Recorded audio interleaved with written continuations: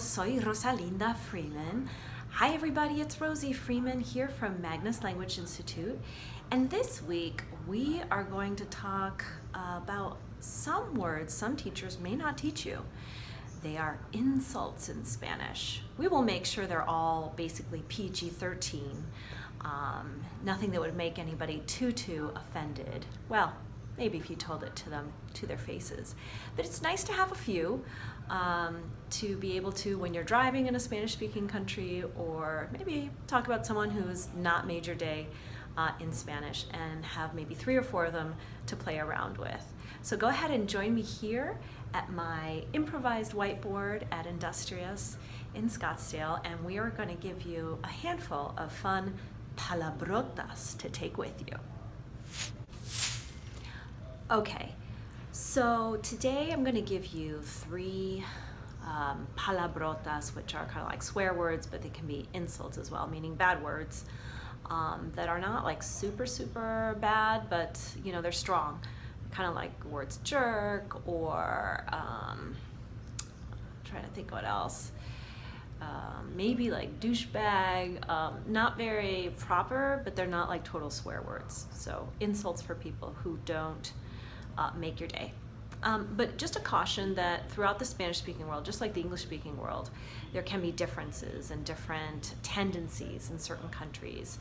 So I'm going to give it to you more from my perspective from Spain, but trying to make the insults more universal. And there are some.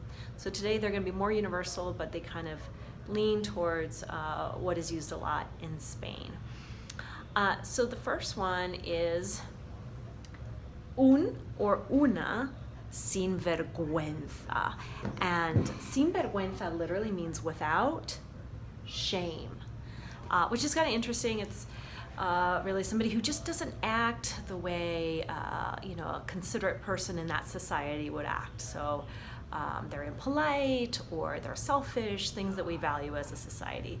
But it's interesting in Spanish that that's an insult, because it means that, you know, these cultures are relying on shame to make sure people behave well. So it's someone who acts without shame. Probably like someone who's selfish or kind of a jerk. Probably the best translation would be a jerk in English. So un sinvergüenza. Imagine if you know, somebody takes advantage of you, and I don't know, you lend them your notes from class, and they never really thank you, and they don't appreciate you. Es un sinvergüenza, eh? Un sinvergüenza. So that's your first insult for people. Okay, the next one is more for somebody who's just acting kind of dumb or not thinking. I heard this insult a lot in Spain when people were driving. They're kind of like Italian drivers. They're pretty aggressive and pretty harsh. Reminds me of my Boston driving days, but even more so. So the word is inútil, which literally means useless, like unuseful, but it's kind of like idiot. So imagine you're driving and somebody turns right in front of you without thinking. Es un inútil, inútil. So kind of dumb, stupid, or thoughtless. Inútil, great word, super useful. I do tend to say it sometimes when I'm driving here. So I hope you like that one, inútil. Okay, so the last insult that I have for you today is, it's actually not that bad. It's kind of like saying a pain in the butt. Someone's a pain in the butt, and it's really not pain in the A, you know. So it's more just, hey, you're such a pain. And it's puñetero, and it can be used 2 ways. You could just use it as an insult, like a noun. So, eres un puñetero. You're a pain in the butt. Eres un puñetero.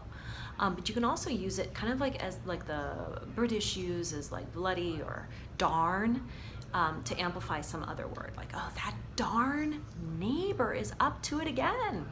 So you can say, ese puñetero vecino, that darn neighbor is playing his music loud again, right? So puñetero, just as like, eres un puñetero, you're a pain, or ese puñetero vecino, that darn neighbor. So it's kind of like a 2-for-1 in this last insult.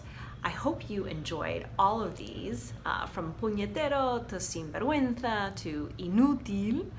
And just, be a little cautious where you use them, but they're kind of fun, and I hope that they liven up some of your comments to yourself or to your friends about everyday life in Spanish. And if you enjoyed these, go ahead and subscribe to our channel, Magnus Language, on YouTube.